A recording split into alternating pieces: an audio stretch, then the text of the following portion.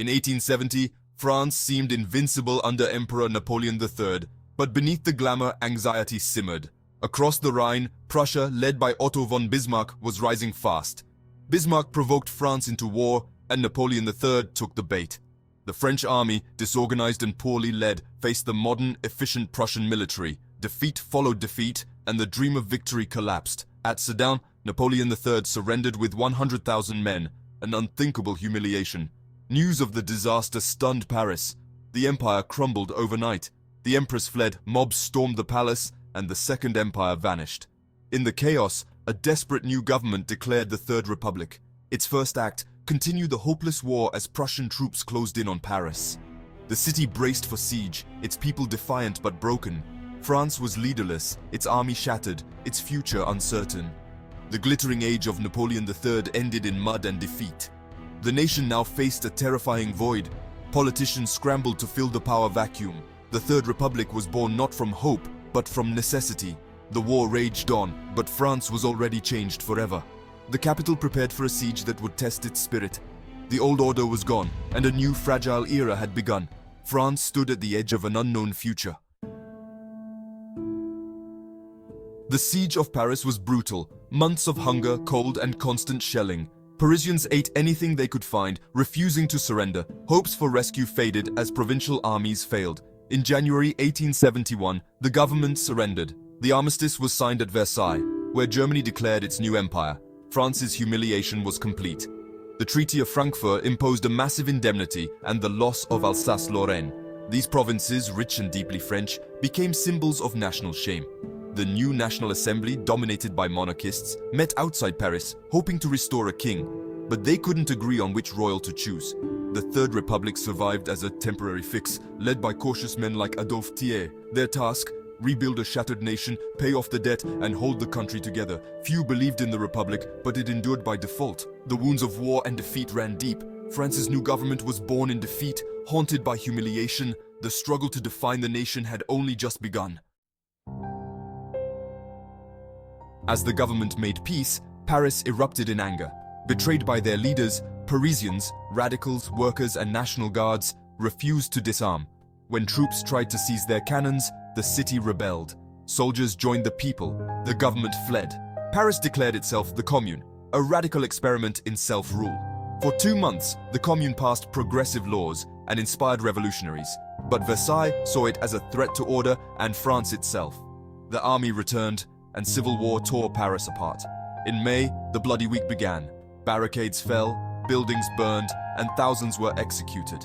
The dream of the Commune drowned in blood and left Paris divided. The city was in ruins, its people traumatized. The government reasserted control, but the wounds would last. The Commune became a symbol of hope for some, of terror for others. After the Commune, France was exhausted and divided. The Third Republic survived, but monarchists still dominated the assembly. They dreamed of restoring the monarchy, but couldn't agree on a king. The Comte de Chambord refused to accept the tricolor flag, dooming the royalist cause. While monarchists stalled, Republicans like Leon Gambetta rallied support for a republic.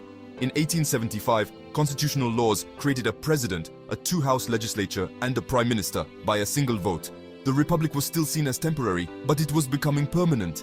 In 1877, President McMahon tried to force a conservative government, but the people voted for Republicans. Power shifted to the elected parliament.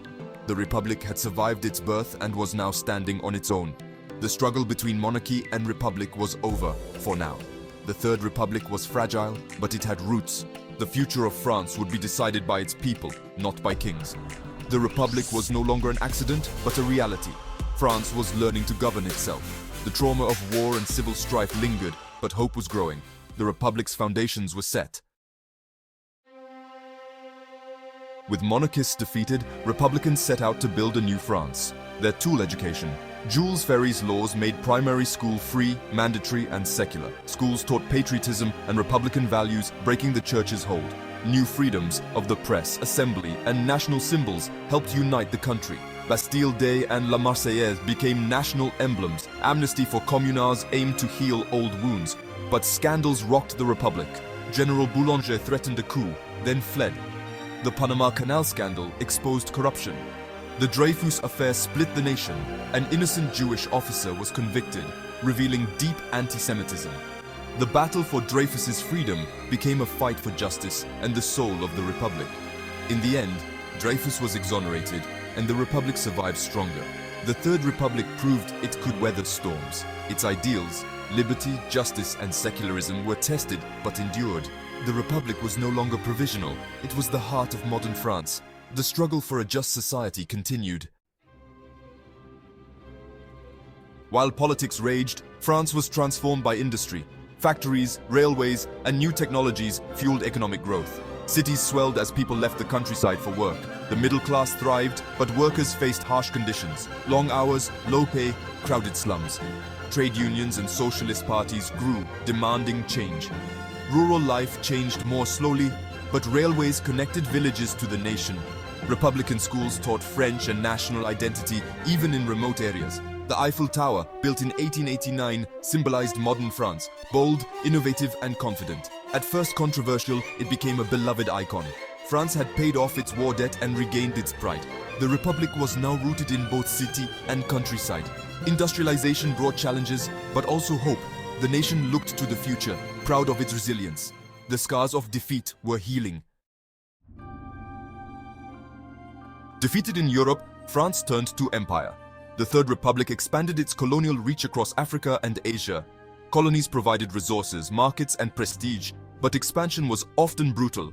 French soldiers conquered vast territories, subduing local peoples. The civilizing mission justified empire, but masked exploitation and racism. Colonial subjects rarely had equal rights. Their cultures were suppressed. The empire brought new goods and opportunities to France, but also contradictions. Colonial imagery shaped French identity, soothing the wound of defeat. By 1914, France ruled millions overseas, second only to Britain. The empire made France feel strong, but at a human cost. The legacy of empire was complex and painful. It gave France global power, but also sowed seeds of future conflict. The Republic's strength was built on domination abroad. The Belle Époque, from the 1880s to 1914, was a golden age for France.